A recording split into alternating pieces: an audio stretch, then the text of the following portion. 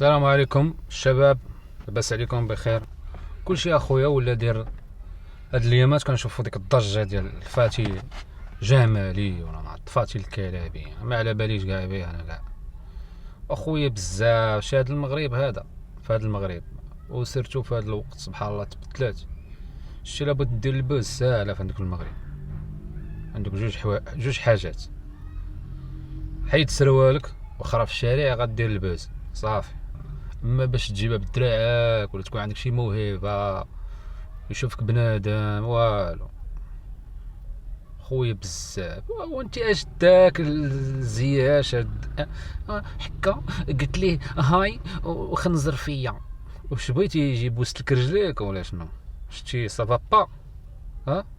ولا جينا كاع نشوفو حنا كاع شحال من واحد انت قلتي ليه هاي وغادي تكوني انت قمعتيه بالسيف، غتكون قمعتي هذوك البوفري مسكين اللي كيشوف كيضرب كيشوف كيقول واو هذه ملكة الجمال.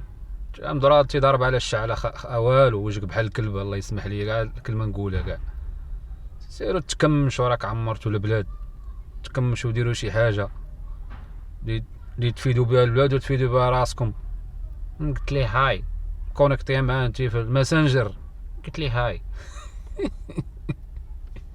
وحق الله الا بحال هاد الماركات انا كنت بعدا عندي السيطرة في يدي غادي نجمعكم كاملين ونعري باباكم وندير لكم الشواطة مشواطة والملح.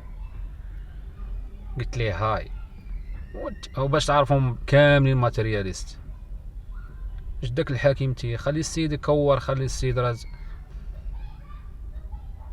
السيد راه عنده مستقبل. هذاك السيد خليه مكونسونطري على الكره ديالو. واش بغيتي انتي وجهك بحال الارض؟ قلت ليه هاي واكبر اودي. يلا الخوت الله يعاونكم، تهلاو تنشوفكم في موضوع اخر ان شاء الله.